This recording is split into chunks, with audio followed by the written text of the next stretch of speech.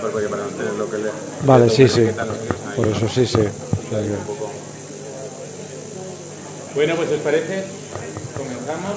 Pues la hora, también porque aquí siguen ver el fútbol, para dar tiempo a que la gente vea el fútbol, que también es algo importante, sobre todo para ver cómo pierde el Madrid, que siempre es igual.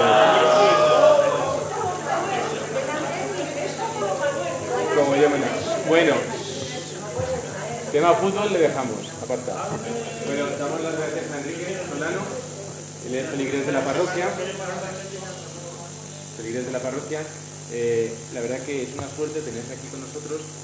Él es, como pone ahí, presidente de la Sociedad de Científicos Católicos de España, ¿no? Y estudia matemáticas. Bueno, él que os cuente su currículum, que lo sabe mucho mejor que yo para leerlo y hacerlo mal y meter la pata, yo te lo sé, ¿no?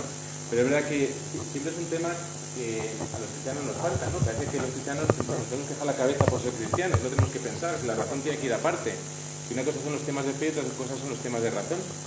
Y muchas veces ahí donde a veces nos pinchan, muchas veces por la familia, oye, ¿tú qué tanto crees? ¿Y esto? No, pues nos falta como el saber conocer y dar razón de nuestra fe. Eso también es fundamental, que lo aprovechemos.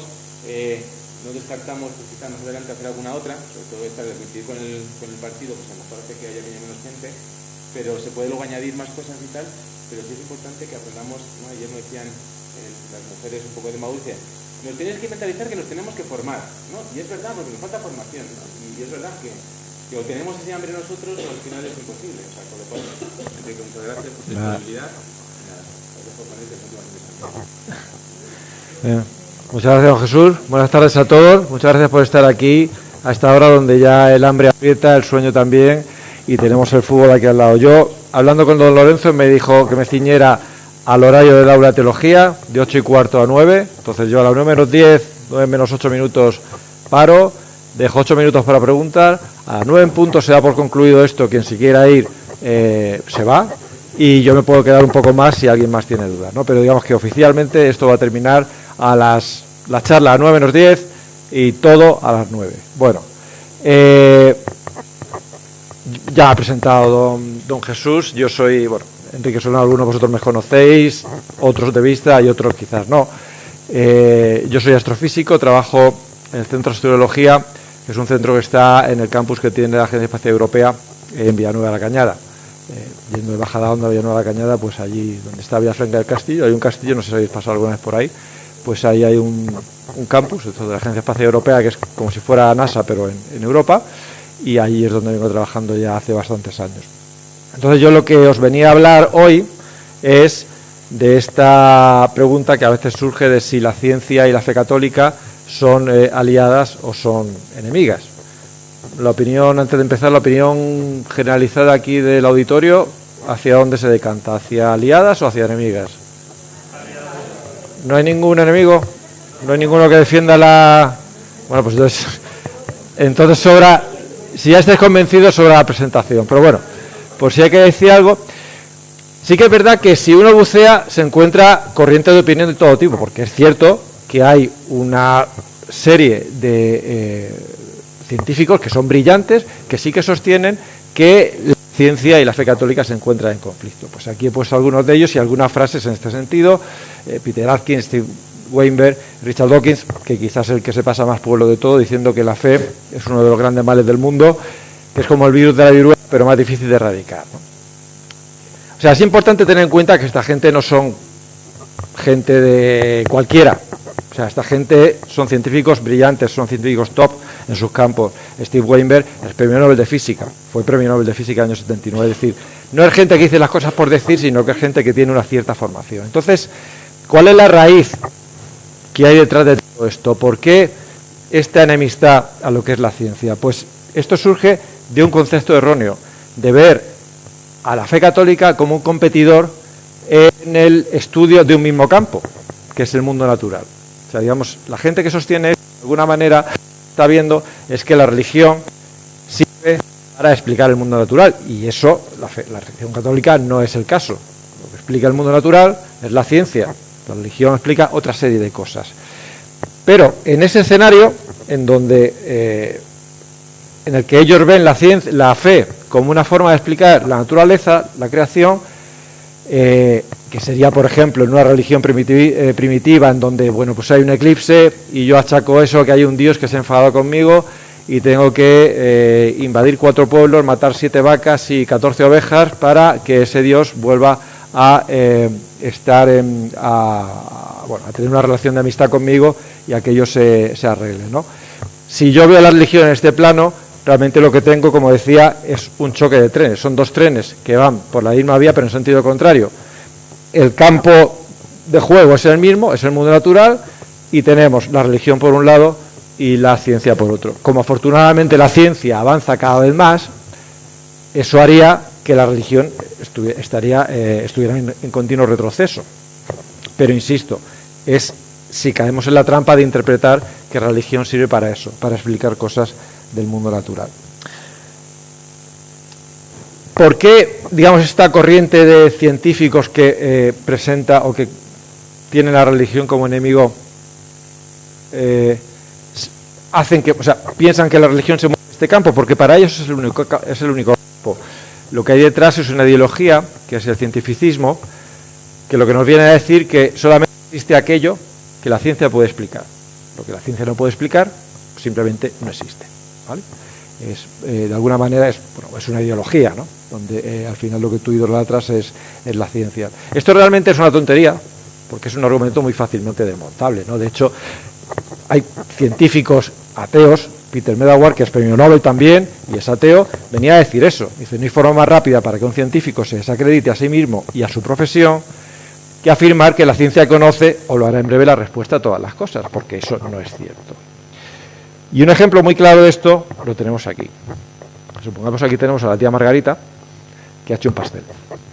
Entonces yo puedo tener ahí a un grupo de nutricionistas estudiando el pastel y viendo cuál es el contenido calórico, de proteínas, de hidrato de carbono, de colorantes, conservantes, etcétera, etcétera.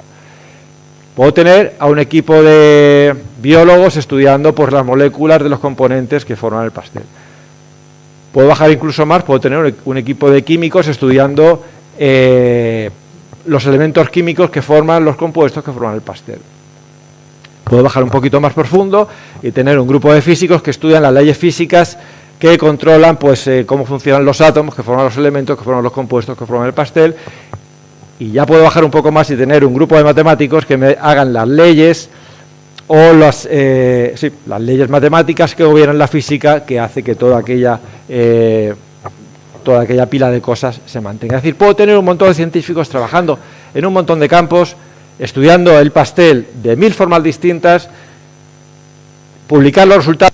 Este es el estudio más exhaustivo que existe sobre el pastel, pero hay una pregunta que ninguno de ellos va a ser capaz de responder. ¿Cuál es esa pregunta? ¿A qué sabe? No, eso lo han probado. ¿Por qué hay un pastel? ¿Por qué hay un pastel? Esa pregunta de por qué hay un pastel en lugar de no haber pastel, solamente lo puede responder la tía Margarita, que es la que ha hecho el pastel, ¿vale? Porque es una pregunta que va más allá de lo que es el ámbito de la ciencia. Eso pasa con la creación. La ciencia puede estudiar la creación, pero no va a ser nunca capaz, porque sale fuera de su ámbito de actuación, de decir por qué hay algo en lugar de nada. Con lo cual, sí que hay preguntas que la ciencia no es capaz de responder. Digamos, tenemos este grupo de científicos que piensa eso de la religión, que son claramente beligerantes porque erróneamente lo ven como un competidor. Luego hay otro grupo de científicos que es más numeroso, que un poco piensan de esta manera. Dice, sé que ha habido grandes científicos que creyeron y creen en Dios, pero yo no lo entiendo bien. O sea, es decir, bueno, pues todos tenemos manía. O sea, pues cada uno tiene sus cositas y estos científicos católicos tienen las cositas de que creen en Dios. De alguna manera, pues es como una manía, una superstición, una forma, como decía don Jesús antes, de que yo vengo a misa, me dejo el cerebro en la puerta del templo, entro a misa, luego salgo y me vuelvo a poner el cerebro. Es un poco la idea que tiene esta gente. Realmente, bueno, pues mientras no molestes, pues no pasa nada, puedes tener tus cositas y tus creencias. Pero es que realmente todos sabemos que la fe ni es una manía, ni es una superstición, porque todos sabemos que podemos pedir y pedimos a Dios, pero Dios no es una máquina de vending, no es una máquina de Coca-Colas en donde yo negocio con Él, es decir, mira, te voy a rezar tantas cosas y a cambio tú me das tantas cosas, ¿no? Porque si pido más, pues tendré que rezar más. Todos sabemos, no hace falta explicarlo en este entorno, que esto no va así. De hecho, cuando uno pide, os quiero recordar que ayer el Evangelio era de la oración del Padre Nuestro, y si leéis el Evangelio, viene a decir que antes de pedir, Dios ya sabe lo que queremos pedir. O sea, que el hecho de pedir es más para nosotros, un poco para discernir. Cuando uno pide mucho se da cuenta si realmente lo que está pidiendo merece la pena o no, y luego realmente lo que uno pide es humildad para aceptar la voluntad de Dios, aquello de que uno sabe lo que quiere y Dios sabe lo que yo necesito, y también fortaleza para, si aquello que yo pido no coincide con lo que Dios me concede, pues aceptar y decir Dios sabe más. Pues eso es lo que uno al final pide cuando pide, ¿no? Y todo este texto enorme que he puesto aquí es un texto que a mí me gusta mucho porque va un poco en este sentido. Esto está sacado del Antiguo Testamento, el primer libro de Samuel, que es pues en las peleas estas que tenían los israelitas con los filisteos, antes de que llegue David y le gane a Goliat, pues ya estaban peleándose, ¿no? Y entonces, bueno, pues aquí esto cuenta que hay una batalla entre Israel y los filisteos, pierde Israel y mueren 4.000 hombres. Dicen, ¿qué ha pasado aquí? ¿Por qué hemos perdido? Dice, pues lo que tenemos que hacer es traer desde Silo el arca de la alianza y llevémosla con nosotros para que nos salve de nuestros enemigos. Es este tipo de transacción, es decir, yo me traigo el arca, aquí no perdemos ni de broma. Entonces, bueno, pues van a por el arca, vienen los dos hijos de Elí, que era el sumo sacerdote, bueno, pues todos se ponen muy contentos, lo oyen los filisteos, dice, ¿qué ha pasado aquí? Hay de nosotros, ha venido de su campamento, ¿quién nos librará de la mano de este Dios tan poderoso? Bla, bla, bla. Bueno, ocurre la batalla, vuelven a perder los israelitas, en vez de 4.000, mueren 30.000, mueren los dos hijos del sumo sacerdote, roban el arca, y cuando le dicen a Elí que había muerto, se cae de espaldas, se desnuca y también se muere. O sea que es un poco esto de que no es, si yo hago esto, me concede esto, sino que los planes de Dios son muy distintos. Todo esto para explicar que también es un problema de los científicos católicos, en general de los católicos, de explicar qué es realmente nuestra fe, que la gente que no es creyente no lo sabe muchas veces y muchas veces es culpa nuestra, porque no somos capaces de explicar este tipo de cosas, ¿no? Porque lo que sí está claro es que, a pesar de que haya gente claramente beligerante, a pesar de que haya gente, científicos, que no entiendan que haya científicos católicos, la realidad es que sí que los hay, y ha habido muchísimos a lo largo de la historia. La lista de científicos creyentes es mucho más larga de la que aparece aquí. Aquí he puesto pues algunas fotos, no solamente de creyentes, sino de sacerdotes que han sido clave en ciertos campos de investigación. Arriba, con la chaqueta esta roja, tenemos a Copérnico, que fue el que introdujo la teoría copernicana de que era la Tierra la que giraba alrededor del Sol y no el Sol, y no todos los planetas, incluido el Sol, alrededor de la Tierra, que es la teoría geocéntrica, la teoría ptolemaica, que había estado en vigor durante siglos. El del gorro azul es Esteno, que es el padre de la geología. Fue el que introdujo la teoría esta de los estratos, que cuando uno hace un corte en la Tierra, la capa más profunda es la más antigua, y de ahí, según vamos subiendo, pues van siendo la moderna. Esteno es incluso un poquito más, que sacerdote es beato, ya está en la segunda división de los buenos del cielo. Los primeros son los santos, pues él está en beato. Mendel, si recordamos los problemas de genética, de los guisantes verdes, amarillos, rugosos, lisos, es el padre de la genética. Y este señor aquí, con alzacuellos, que está hablando con Einstein, es Georges Lemaitre, se escribe Lemaitre, que es un sacerdote belga que fue el que postuló la teoría del Big Bang. El modelo que mejor explica cómo es el universo, cómo surgió y cómo ha evolucionado, pues esa teoría surge de este sacerdote. Con lo cual, o sea, lo que es innegable es que a lo largo de la historia ha habido numerosos científicos católicos muy brillantes, y esto es un hecho. Claro, pero ahora me pueden decir, pero es que tú estás aquí haciendo trampa, Enrique, porque por poner una fecha, el ateísmo surge como fenómeno de masas, pues siglo XIX, el siglo XIX más o menos, y de ahí para adelante. Entonces tú me estás hablando de una época en donde todo el mundo, prácticamente todo el mundo creía. Entonces, bueno, habría científicos malos que serían creyentes, científicos regulares que serían creyentes, científicos buenos que serían creyentes, porque al final todo el mundo era creyente. Entonces, eso no me... es como estás como un poco sesgado, ¿no? Pero eso ocurría antes, que esta gente puede pensar en su argumento, de que realmente antes había muchos, pero al final ha pasado como los tiranosaurios. O sea, que existieron científicos católicos en algún momento, pero ya han desaparecido. Y eso no es verdad. De hecho, mucha gente no sabe que el propio Vaticano tiene un observatorio astronómico, uno de los más antiguos del mundo, que surgió históricamente por un hecho, en el cambio del calendario juliano al gregoriano, por todo el tema de cómo fijar la Semana Santa, siglo XVI, y que, bueno, ha ido cambiando de ubicación, y ahora mismo, pues, es el telescopio este que está aquí, que está a 100 kilómetros de Tucson, en Arizona, y aquí tenemos, pues, todos estos sacerdotes que veis ahí, que son astrofísicos, igual que lo puedo ser yo, que están adscritos al Departamento de Astronomía de la Universidad de Arizona. Y hacen ciencia como cualquier otro científico. De hecho, pues aquí podéis ver un ejemplo de cómo uno de estos miembros del Observatorio Vaticano, Robert Mack, en este caso, tiene un trabajo de colaboración con una institución tan renombrada como puede ser NASA, en este caso para el estudio de en esta misión, OSIRIS-REx, que es una misión del estudio de unas muestras. OSIRIS-REx fue una misión, una nave que fue un asteroide, cogió un trocito de asteroide y se lo trajo a la Tierra. Entonces, pues esa muestra hay que analizarlo de muy distintas formas, y uno de los experimentos, el investigador principal es Robert Mack. Con lo cual, con lo que quiero decir con esto es que el Observatorio Vaticano es un centro de investigación puntero, tan puntero como puede ser cualquier otro. Y aparte de esto, y ahora ya abro paréntesis para la autopublicidad, también existe, como decía don Jesús antes, esta Sociedad de Científicos Católicos, que es una sociedad que surgió hace relativamente poco, en 2016, en Estados Unidos. Es una sociedad internacional. La fundó el que sigue siendo nuestro presidente internacional, que es Stephen Barr, que es un físico que se encuentra retirado, con 5 amigos. Fueron 6 personas las que en 2016 fundaron esto.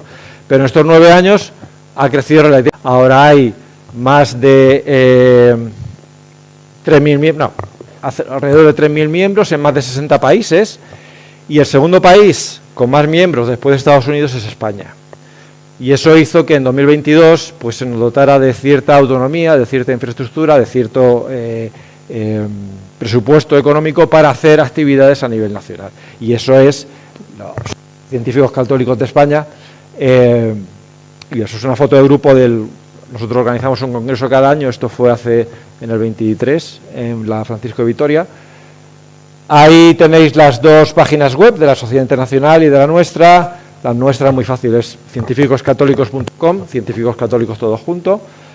He traído por aquí, pondré por aquí algunos folletos por si alguien quiere saber más de esta sociedad, pero básicamente lo que nosotros pretendemos es esto. Por un lado, testimoniar la armonía entre la vocación de científico y la vida de fe en el siglo XXI. Esto quiere decir que en el siglo XXI puede ser científico y puede ser católico y no le revienta la cabeza por eso, no pasa nada. Y también es un foro de encuentro sobre el diálogo entre ciencia y fe católica. Esto no es un coto cerrado, sino que lo que nosotros proponemos es un debate constructivo con gente que no crea y que, bueno, pues que ellos expongan sus argumentos, nosotros exponemos los nuestros y al final, en un debate constructivo, todos aprendemos.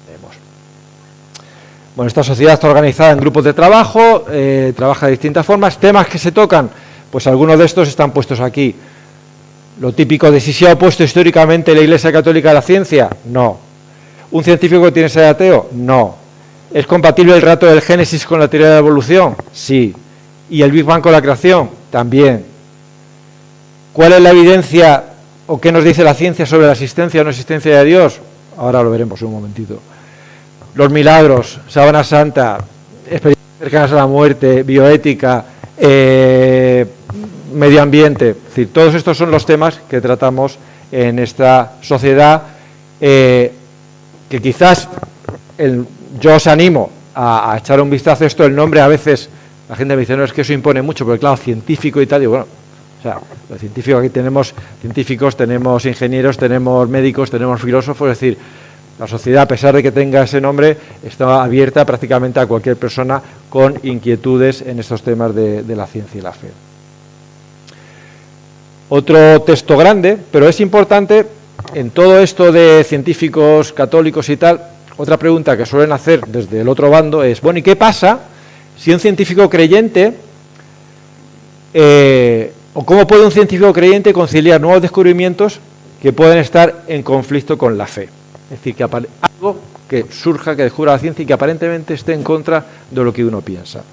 Pues esto es un extracto de una entrevista que apareció en Alfa y Omega hace ya algún tiempo, a este señor de ahí, que es Guy Consolmagno, que es el director del Observatorio Vaticano, y, bueno, le hacían una pregunta en este sentido, ¿no? Bueno, bla, bla, bla, dice, es un telescopio, el James Webb, es el telescopio, es un satélite que es el más potente, el instrumento más potente de la astrofísica, y a poder observar cosas que pasaban muy cerca del origen del universo, y según el periodista, eso hacía que algunos cristianos estuvieran un poco nerviosos. Dice, ¿qué opina usted?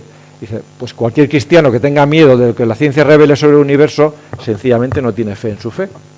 Realmente, un cristiano no tiene por qué ponerse nervioso de lo que vaya a decir la ciencia, porque la clave de esto ya la decía San Agustín, en el siglo IV.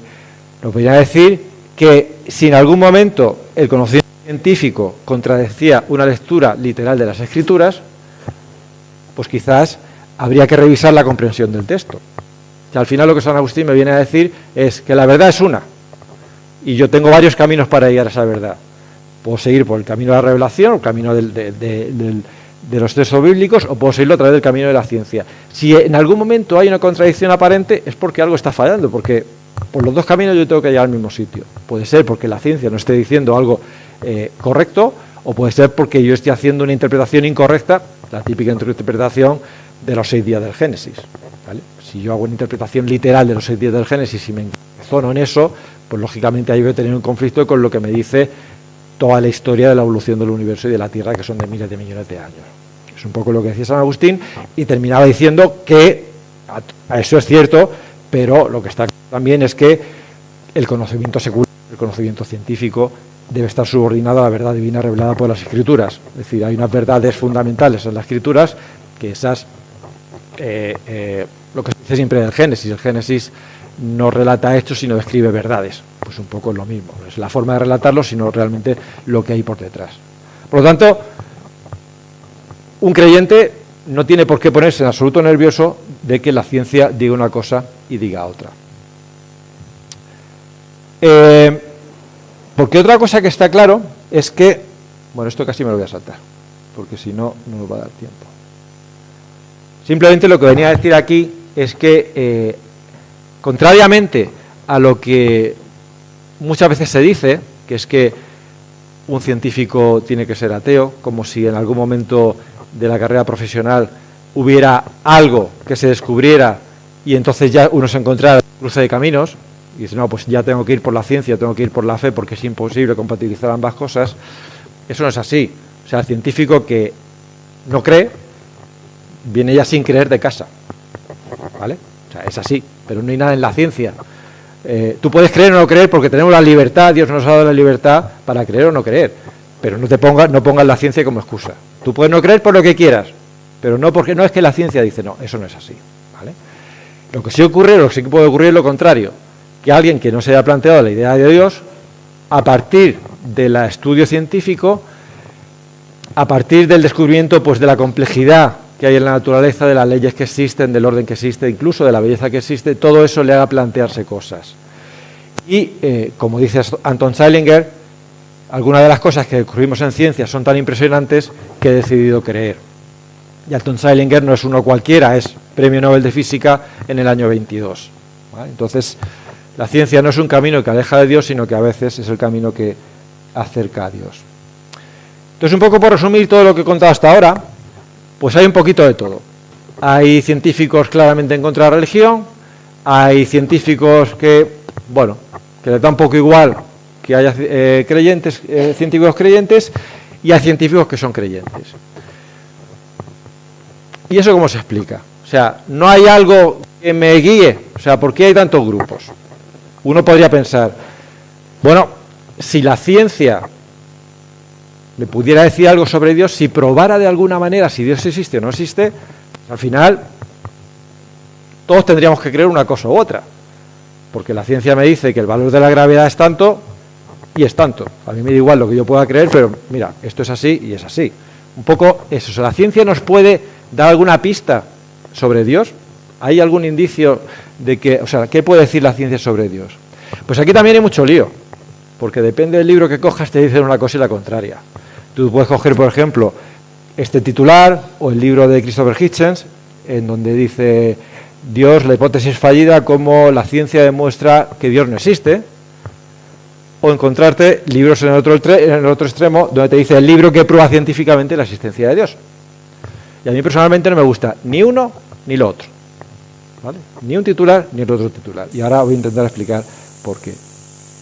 Lo que primero tenemos que ver es qué es eso de demostrar o de probar, porque hay muchos niveles de demostración. Tenemos las demostraciones absolutas, que son las que ocurren en matemáticas. Yo tengo unos axiomas y a partir de esos axiomas saco unos teoremas. El teorema de Pitágoras, que todos nos recordaremos, dice esto, y eso es una verdad absoluta. Si yo tengo un cateto A que vale 3 y un cateto B que vale 4, la hipotenusa C vale 5. Sí o sí y siempre. Eso es una demostración absoluta. Pero estas son demostraciones en el mundo de las matemáticas, pero no son las demostraciones que ocurren en el mundo real. En el mundo real, en el mundo científico, al final lo que se hacen son seguir esto que aparece aquí, que es el método científico, en donde al final yo lo que hago es un experimento. Si el experimento sale bien, pues he comprobado algo y puedo tener una ley o una propiedad o lo que sea, y si sale mal es que me he equivocado en algo y lo tengo que cambiar. Pero en todo lo que se hace en el conocimiento del mundo real, yo mido cosas y tengo un error.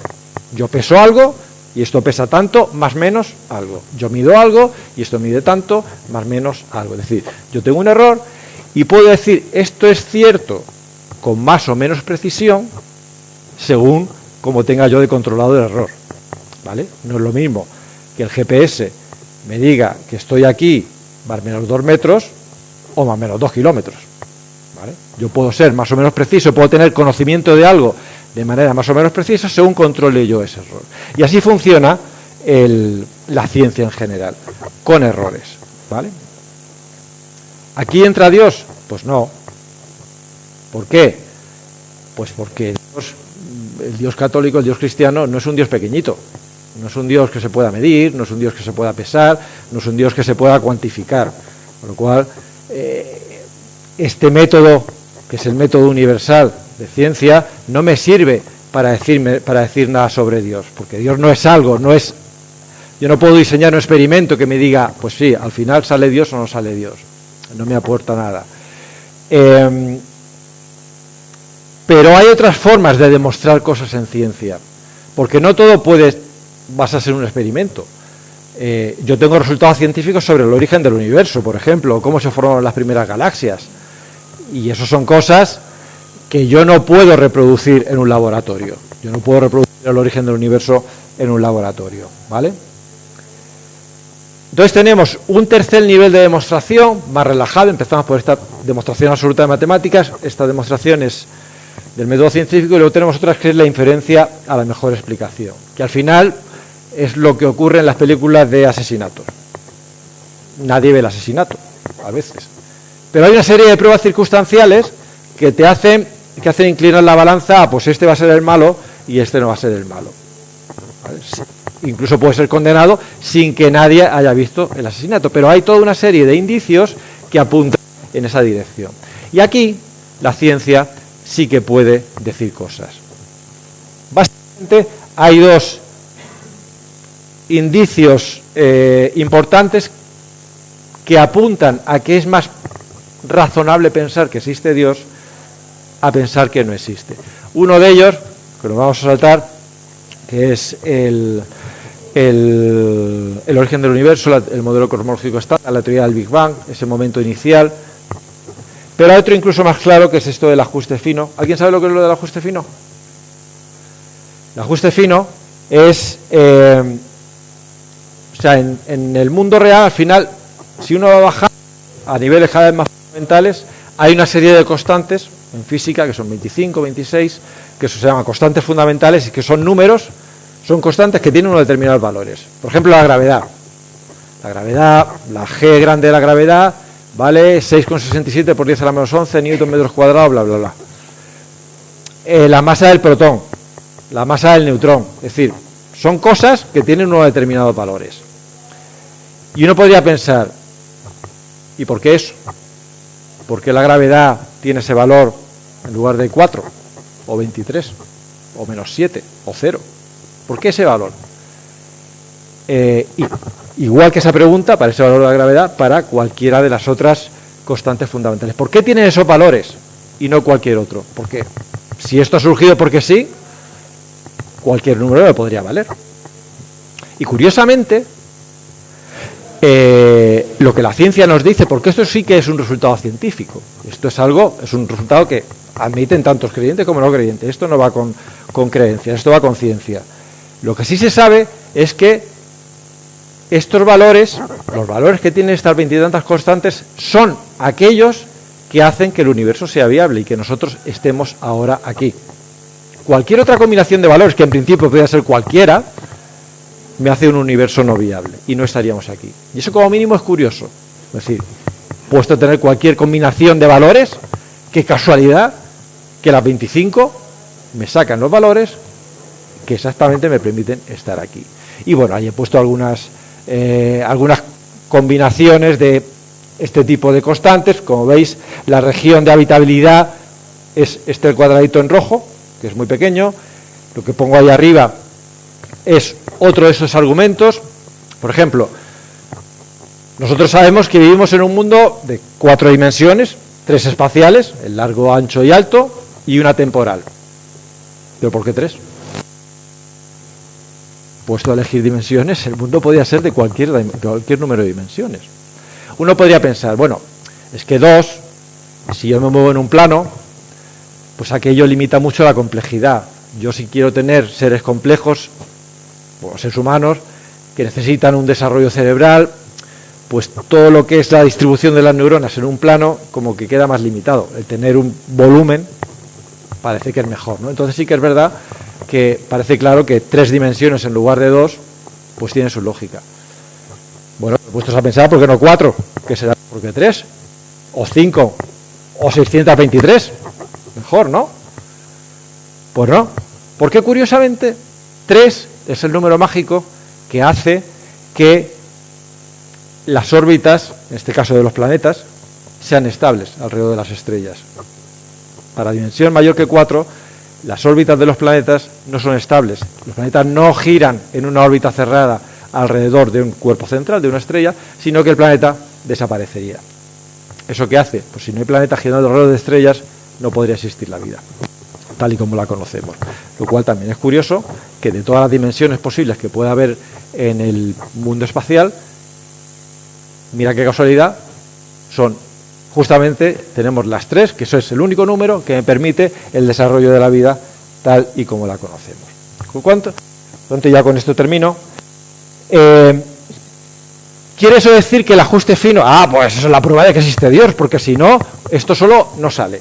Cuidado. O sea, el error de esto, o sea, y no podemos caer en el mismo error que estamos criticando. La gente que dice, no, es que no existe Dios. No podemos basar la existencia de Dios en un resultado científico.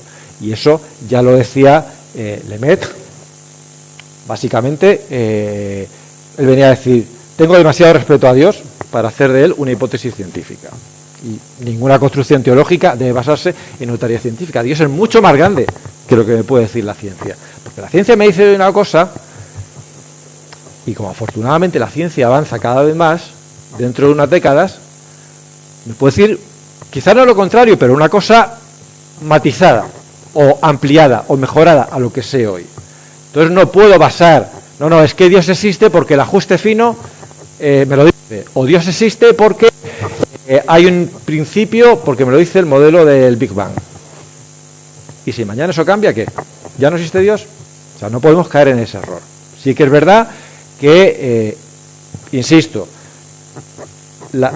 es un poco la diferencia entre prueba e indicio. La ciencia nunca va a probar si Dios existe o Dios no existe, porque no es cae fuera de su ámbito de actuación, y lo que la ciencia nos dice en el momento presente es que los indicios, lo que sabemos es que es mucho más probable o mucho más razonable pensar que existe un creador a pensar que no exista, ¿vale? Bueno, un poquito las ideas para llevar a casa, pues un poco lo que hemos dicho, la ciencia estudia el mundo natural, pero la realidad es mucho más que el mundo natural. O sea, ciencia y fe católica no solamente son compatibles, sino que son complementarias.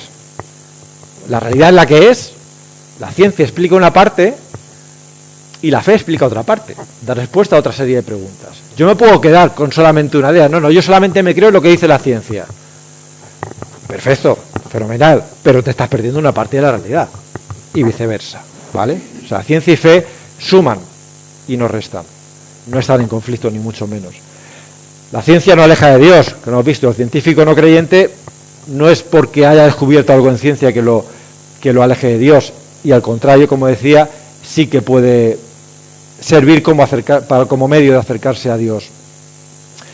Y luego esto, porque la ciencia nunca va a poder demostrar la existencia o no existencia de Dios. No obstante, los indicios apuntan a que la existencia de un creador es una hipótesis más verosímil, ¿vale? Pero, insisto, sería un gran error decir Dios existe porque la ciencia me ha demostrado que lo existe, que es un poco, entiendo que a nivel de marketing, pues algunas veces se oye esto, ¿no? Decir, pues estos títulos de Dios, la ciencia, las pruebas, cuidado. O sea, vamos a entender realmente lo que nos dice la ciencia y lo que nos dice la ciencia. Y de todas maneras, lo importante, y más en este entorno en el que estamos, es que el conocimiento que proporcionan las herramientas de conocimiento del ser humano, al final son muy limitados, porque bien la figura histórica de Jesús, el estudio histórico, bien la filosofía, que me indica que pues es razonable, mucho más razonable creer en Dios que no creer, bien la ciencia, al final todo eso, todas esas vías de conocimiento, a lo que nos lleva es a que parece bastante razonable a que exista un creador, pero ya no pueden ir más allá. Yo me estoy perdiendo lo bueno de la película, que es cómo es ese creador. O sea, esas vías de conocimiento humanas llegan hasta ahí, a apuntar a la existencia de un creador. Pero cómo es ese creador es algo que nos supera en tantos órdenes de magnitud que, como bien sabemos, si no es el propio Dios el que se revela y nos lo cuenta, nunca nosotros íbamos a ser capaces de saber cómo es realmente. Y esa son los libros de la Biblia, es la revelación, el Antiguo y el Nuevo Testamento. Nunca habíamos sido capaces de pensar que Dios es un Padre que perdona siempre. O sea, incluso aquellas cosas que yo hoy no soy capaz de perdonarme, Él me las perdona. O que es un Dios que no es un Dios al que yo le tengo que hacer sacrificios para que me perdone, sino que llega Él y es el que sacrifica para que yo me salve. O sea, son cosas que se escapan totalmente de lo que es la concepción humana, ¿no? Y es, digamos, como digo, esas vías de conocimiento te dan un conocimiento de Dios, pero muy limitado. Realmente el conocimiento bueno de cómo es Dios es el que todos sabemos que sostiene a través de la escritura, la tradición y el magisterio de la Iglesia, ¿vale? Y 56. Ahí. Bueno, muchas gracias, y si hay alguna pregunta, pues...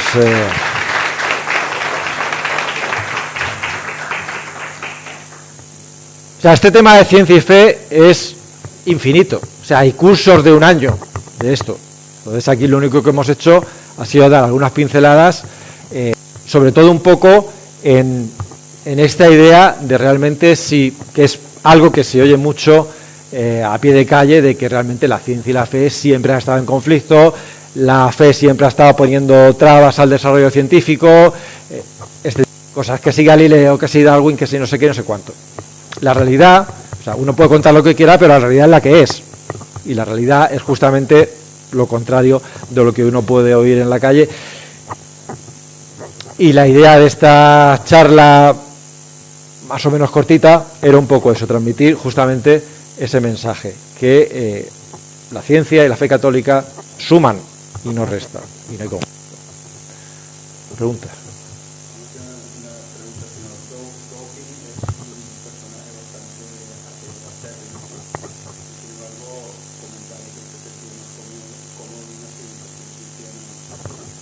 Sí, el Dawkins es curioso.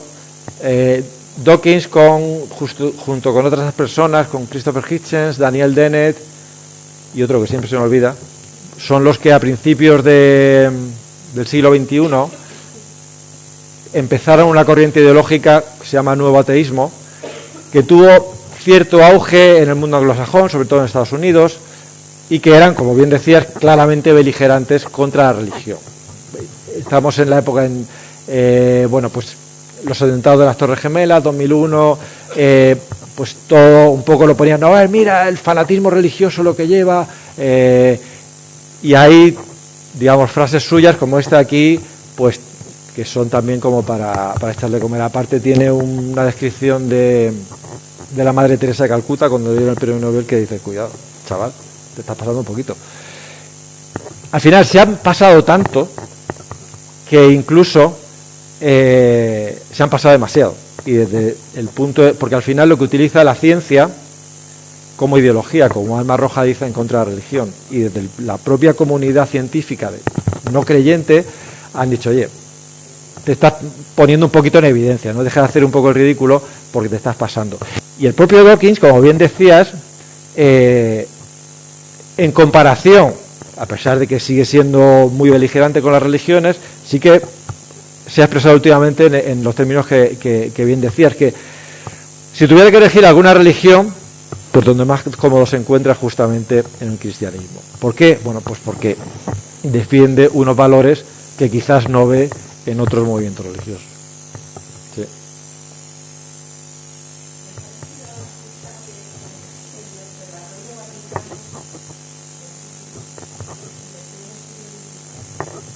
Sí, el primero, y fue, de hecho el calendario gregoriano se llama gregoriano en honor al Papa Gregorio XIII, no me acuerdo, pero Gregorio seguro. Y entonces, bueno, hay toda una historia durante el siglo XVI, donde también está metida la Universidad de Salamanca y lo que sería el incipiente Observatorio Vaticano. La pregunta es, bueno, ¿y qué interés tenía el Vaticano en crear un calendario? Sí que es verdad, y el calendario juliano ya empezaba, que venía de la época de los romanos, empezaba a fallar, iba acumulando retrasos, pero el interés principal de la Iglesia en esto es fijar la Semana Santa, que como sabéis, pues está íntimamente ligado con la primera luna llena de primavera. Y lo que me decía el calendario, y sabéis que, bueno, como la Tierra gira alrededor del Sol, pues cada año, cada época del año yo veo una serie de cielo, un trozo de cielo, que es una serie de constelaciones y tal. Entonces, en este siglo XVI, lo que el calendario, el día que me decía el calendario, pues hoy es tal día de marzo, yo miraba el cielo, no es tal día de marzo. O sea, hay un desfase de 11, había un desfase acumulado a lo largo de los siglos de 11 días, ¿vale? Y eso fue el interés de crear el Observatorio Vaticano, hacer las observaciones astronómicas necesarias para decir exactamente en qué día estamos y hacer luego la corrección que firmó el Papa de pasar del 4 de octubre al 15 de octubre de 1582, saltándose 11 días, que era el salto de un calendario a otro, para compensar todo ese retraso que se había acumulado durante siglos con el calendario juliano. Y era un calendario buenísimo, porque 4 siglos después, 5 siglos después, lo seguimos utilizando y prácticamente no hay que tocar. O sea, que fue un resultado muy, muy bueno.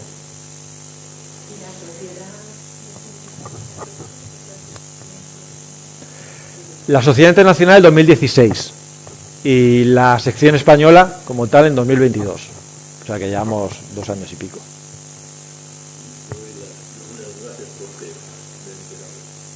Bueno, ¿hay alguien más? ¿O solo alguno? No, es que estuve en la presentación de Dios y él fue ¿La de los franceses? dos científicos franceses. Sí, sí. No me interesa absolutamente. Cuando por otra parte yo hombre, pues he leído algo y siempre al final tenía la misma conclusión. Es imposible que el mundo sea fruto de la casualidad. Sí. Es imposible y que tenga esa percepción milimétrica o yo que sé más Sí, sí. de exactitud matemática. Claro.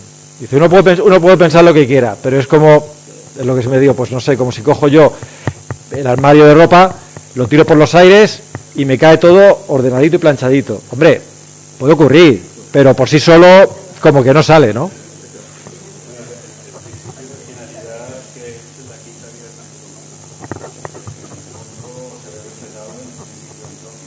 Sí.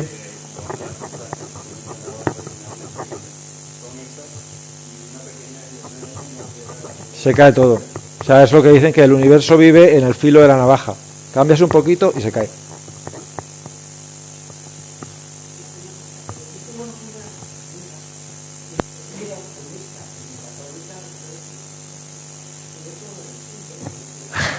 Pues, claro, es que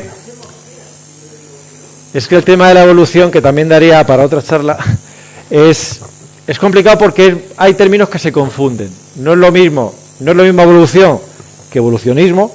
La evolución es una teoría científica que te dice cómo los seres vivos han cambiado a lo largo del tiempo. El evolucionismo es una ideología que te dice que no hay otra cosa nada más que eso, que somos fruto del azar. No es lo mismo evolución y evolucionismo, y no es lo mismo creación, que es el cambio, o sea, está referido a un cambio ontológico del no ser al ser, que eso es algo que Dios confiere, es decir, Dios en un momento dado decide que hay algo distinto que Él y crea.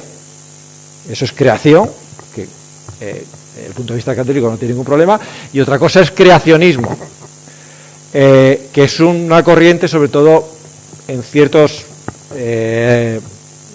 movimientos del mundo protestante, sí que puede tener más o menos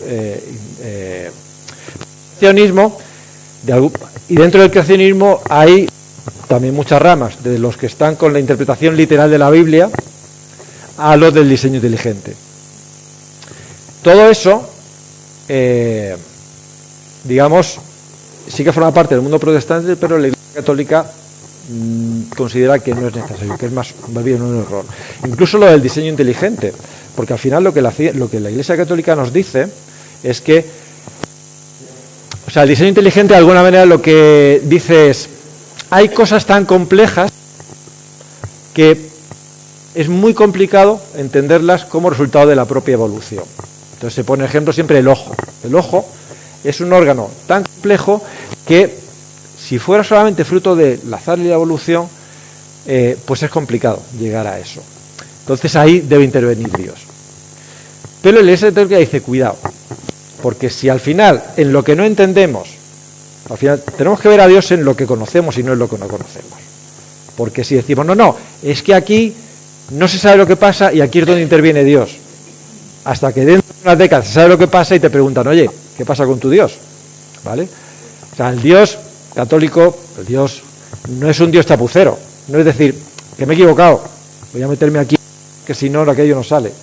Dios creó unas leyes impresionantemente complejas, impresionantemente exactas, que permiten echar a andar al mundo y que el mundo, Dios no necesita estar afinando, ajustando cosas en toda la historia de la creación para que al final se llegue a lo que Él quiere. Entonces, la visión católica es más, Dios crea unas leyes impresionantes y eso es lo que gobierna el mundo. Y no esta intervención en el mundo natural como tal y como sucede en el diseño inteligente. O sea, que en principio dile a tu amiga que creacionismo y Iglesia Católica no se llama muy bien. Nada. Son las 9:07, llevamos ya 7 minutos de partido. O sea, los que queráis iros, podéis iros.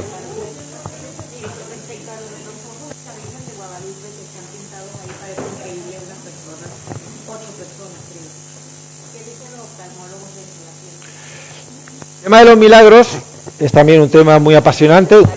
Claro, porque milagros hay de muchos tipos. Hay milagros eucarísticos, milagros de sanación, milagros de apariciones. Hay un montón. Podemos incluir ahí también el tema de Sábana Santa.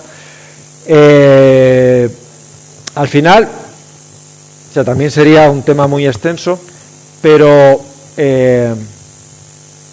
sea, el tema de los milagros no es algo que no es el arma secreta que tiene la Iglesia para decir voy a sacar los milagros porque como voy perdiendo gente saco esto y así la gente se convence y tal. La Iglesia no piensa eso. Claro, eso es, pero oficializó un milagro de Lourdes que se había ocurrido hace un siglo, ¿vale? O sea que la Iglesia no tiene ningún interés en no, vamos a sacar milagros porque así la gente se va a acercar a la Iglesia. Claro, no, y es un tema, todo este tema de relacionados con los milagros es un tema multidisciplinar de diálogo entre ciencia y fe. Por ejemplo, Sábana Santa. La Sábana Santa tú puedes tener a botánicos trabajando en el polen existente en la sábana. Puedes tener a físicos de materiales estudiando el tipo de radiación que causó la impresión que hay en la tela, que no se sabe cuál es. O sea, no se sabe, la ciencia no, a fecha de hoy no es capaz de decir qué fue lo que causó, qué mecanismo causó la impresión que yo veo en la Sábana Santa, ¿vale? Este es un tema de investigación apasionante. Claro, entonces, en todo este tipo de cosas es un tema de trabajo conjunto entre ciencia y fe. Y trabajando, digamos, en el mismo sentido. Pero bueno, un poco la idea es esa, que efectivamente, al final... o sea, pero no hay que ver eso, es decir, pues un milagro y otro milagro y otro milagro, pero al final, si vas aceptando milagros porque sí, si todo es milagro, pues al final nada es milagro, ¿no? Entonces, es bueno, desde mi punto de vista, que la Iglesia sea tan rigurosa en todo este tema, porque le da pues empaque y robustez a lo que realmente dice. Hay muchos científicos a lo largo de su vida que cuando empiezan de jovencitos, son ateos, conforme van profundizando en la ciencia, se convierten. Hay mucho... ¿O no? ¿O el que lleva la identidad? No te sabría dar números, pero en principio yo creo que la idea es esa, que la ciencia puede ser un camino para acercarte. Si tú tienes interés, si tienes esa inquietud, puede ser un camino para acercarte a Dios. Por ejemplo, Francis Collins, del proyecto del genoma humano, la ciencia fue un camino de acercamiento a Dios. Anton Zeilinger, que he puesto ahí, otro. O sea, sí que ha habido casos de científicos brillantes que ha sido a través de su trabajo científico como le ha generado esta inquietud de querer saber más de esta necesidad de trascendencia y de cómo se han ido acercando a Dios. ¿Es más normal que lo contrario? Pues es que, o sea, es opinión personal sin estadística por detrás, pero es que si miras, no aquí, pero sales fuera, la sociedad de hoy en día, y es que tampoco ves, o sea, yo creo que no hay un porcentaje alto de gente en contra de, sino hay un alto porcentaje de gente que pasa de, o sea, que existe Dios, bien, que no existe Dios, pues también. Y si eso permea en todas las capas de la sociedad, pues también llegan a los científicos. Un poco lo que yo veo, lo que veo a nivel de centro de trabajo, sobre todo en las generaciones jóvenes, un poco es eso, que la verdad un poco igual. Si existe, vale, que no existe, pues vale, es que ni me lo planteo, ¿no? Un poco, pero bueno, también, quizás este tipo de cosas, conforme vas haciéndote mayor, son de las cosas que te planteas quizás un poquito más que a los 20 años. Sí, sí, sí. Sí, sí, sí. Totalmente de acuerdo.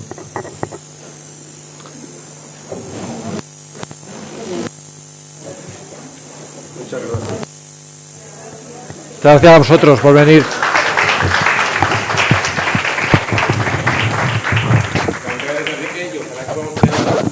Cuando usted quiera.